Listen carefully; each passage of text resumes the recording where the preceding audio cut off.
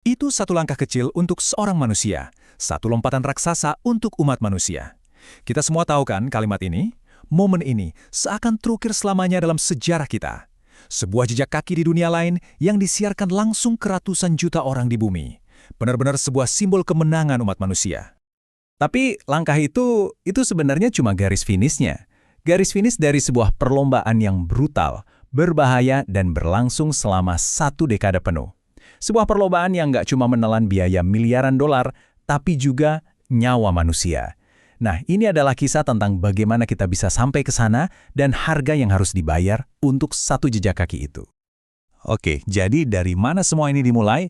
Nah, ini yang menarik. Perlombaan ke bulan itu ternyata nggak dimulai dari pidato yang inspiratif atau mimpi yang indah. Awalnya justru dari reruntuhan perang paling mengerikan dalam sejarah, Perang Dunia Kedua. Dan di pusat pertarungan ini ada 2 orang jenius, 2 otak di balik semuanya. Wernher von Braun untuk Amerika dan Sergei Korolev untuk Uni Soviet. Latar belakang mereka, wah beda banget, kayak langit dan bumi. Tapi takdir mereka justru saling terkait dalam perebutan supremasi di angkasa. Kita mulai dari von Braun. Dia ini otaknya program roket V2 punya Jerman. Ini bukan roket biasa loh. Ini senjata yang super mengerikan. Dibangun pakai kerja paksa, di mana banyak banget yang nggak selamat.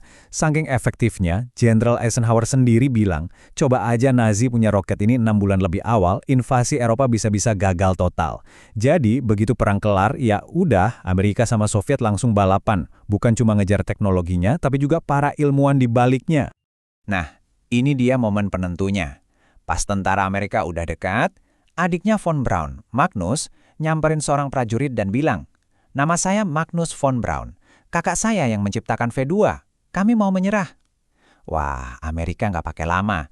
Tim von Braun langsung disambut. Dan dari situlah lahir Operasi Paperclip, program rahasia buat membawa semua ilmuwan ini ke Amerika. Sekarang kita lihat lawannya di Uni Soviet, Sergei Korolev. Dari kecil dia udah terobsesi banget sama perjalanan luar angkasa. Tapi ironisnya, dia malah jadi korban rezimnya sendiri. Dia dikirim ke Gulag, itu kamp kerja paksa Soviet yang kejam banget, sampai-sampai kepalanya pernah dipukul pakai sekop sama penjaga, dan bekas lukanya itu permanen. Dia baru dibebasin karena, ya otaknya dibutuhin banget buat perang.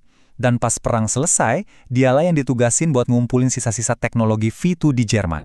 Jadi dengan 2 jenius ini di masing-masing kubu, persaingan yang tadinya cuma bara api kecil langsung meledak jadi perlombaan perang dingin yang sesungguhnya. Dan di bawah komando Korolev, Soviet benar-benar bikin dunia gempar. Oktober 1957, Sputnik 1 meluncur. Cuma bola metal kecil dengan suara bip, bip, bip. Tapi suara itu bikin seisi Amerika panik. Saking hebohnya, kata Bitnik pun lahir dari sini. Terus, mereka kirim Laika, makhluk hidup pertama ke orbit, meskipun sayangnya ia mati kepanasan. Puncaknya, April 1961, Yuri Gagarin jadi manusia pertama di luar angkasa. Jelas banget, di babak awal ini, Soviet menang telak. Amerika ya jelas kalang kabut. Sebagai balasan, Eisenhower langsung bentuk NASA di tahun 1958. 7 astronot pertama, The Mercury 7, dipilih. Tapi, jalan mereka tuh nggak mulus-mulus amat. Ada cerita yang manusiawi banget nih. Waktu Alan Shepard mau terbang pertama kali, misinya ditunda lama banget di landasan, sampai akhirnya dia kebelet dan terpaksa buang air kecil di dalam baju antariksanya. Nah, coba bayangin, cuma 3 minggu setelah penerbangan Shepard yang cuma 15 menit itu, Presiden Kennedy berdiri di depan Kongres dan ngasih tantangan yang gila banget pada masanya. Dia bilang, bangsa ini harus berkomitmen untuk mendaratkan manusia di bulan dan mengembalikannya dengan selamat sebelum dekade ini berakhir. Ini bukan lagi balapan biasa, ini udah jadi sumpah satu bangsa. Tapi sumpah sebesar itu pasti ada harganya, dan harganya mahal banget. Sekarang kita masuk ke bagian yang lebih kelam, soal realita pahit dan nyawa yang jadi taruhannya. Seiring deadline tahun 1960-an makin mepet, muncullah budaya yang bahaya banget di NASA. Mereka menyebutnya Go Fever. Apa itu? Itu tuh tekanan yang luar biasa buat ngejar jadwal, ngejar target. Sampai-sampai faktor keselamatan kadang dikesampingkan. Pokoknya harus jalan terus, go, go, go. Dan Go Fever inilah yang akhirnya membawa petaka. Tanggal 27 Januari 1967, pas lagi latihan di landasan, 3 astronot Apollo 1, Gus Grissom, Ed White dan Roger Sheffy terkunci di dalam kapsul mereka. Kondisinya bahaya banget. Mereka dikunci di dalam ruangan bertekanan tinggi yang isinya 100% oksigen murni.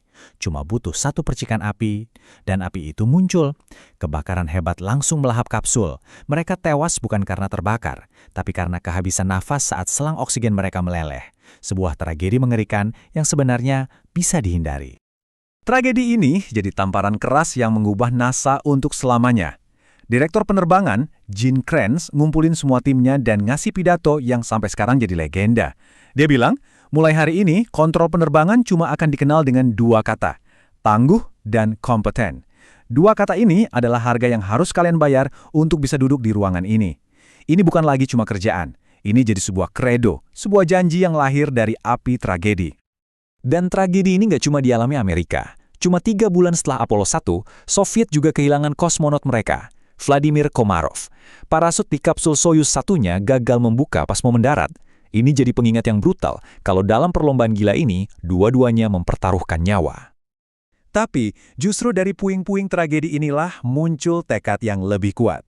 Dan sekarang, kita sampai di puncaknya. Momen-momen terakhir yang paling menegangkan dalam sejarah umat manusia, pendaratan Apollo 11 di bulan.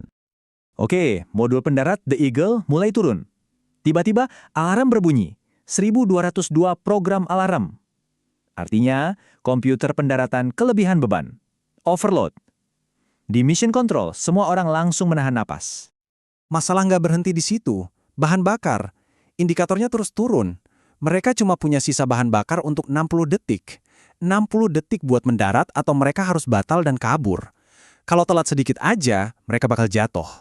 Dan di tengah semua kekacauan itu, Neil Armstrong ngintip keluar jendela.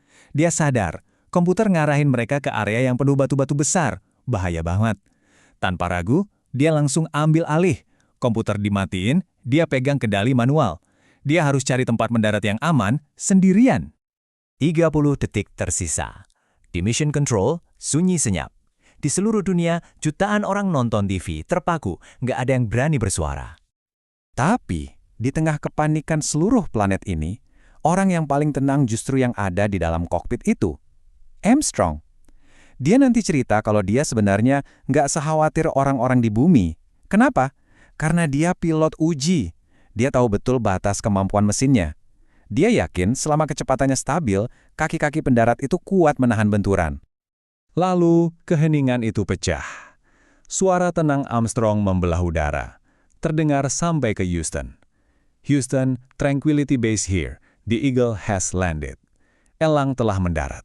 Mereka berhasil. Pendaratan itu adalah sebuah kemenangan total. Tapi, apa yang terjadi setelah jejak kaki itu dibuat? Apa yang tersisa setelah euforianya meredah? Ya, untuk sesaat, dunia memang bersatu. Pesan selamat datang dari lebih dari 100 negara. Para astronot diarak keliling dunia dalam tur Giant Leap. Tapi di balik semua itu, ada perjuangan pribadi. Buzz Aldrin harus berjuang melawan masalah kesehatan mental. Neil Armstrong, yang emang dasarnya pendiam, jadi makin tertutup. Dan ironisnya, program Apollo itu sendiri nggak bertahan lama. Cuma 3 tahun setelah pendaratan pertama, program ini dihentikan dengan Apollo 17. Kata-kata terakhir yang pernah diucapkan manusia di permukaan bulan datang dari Gene Cernan. Dia adalah orang terakhir yang berjalan di sana. Kata-katanya penuh harapan, sebuah perjanji kalau suatu saat kita akan kembali.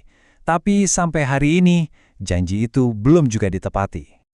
Dan saya mau tutup pembahasan kita kali ini dengan sebuah pemikiran dari Michael Collins. Dia ini pilot yang sendirian mengorbit bulan, sementara teman-temannya membuat sejarah di bawah. Dia pernah menulis, apa yang nantinya layak dicatat adalah peradaban seperti apa yang kita, para penghuni bumi, ciptakan. Dan apakah kita berani untuk menjelajah ke bagian lain galaksi atau tidak? Sebuah pertanyaan yang bahkan setelah lebih dari setengah abad rasanya masih sangat relevan dan masih kita coba untuk jawab bersama-sama.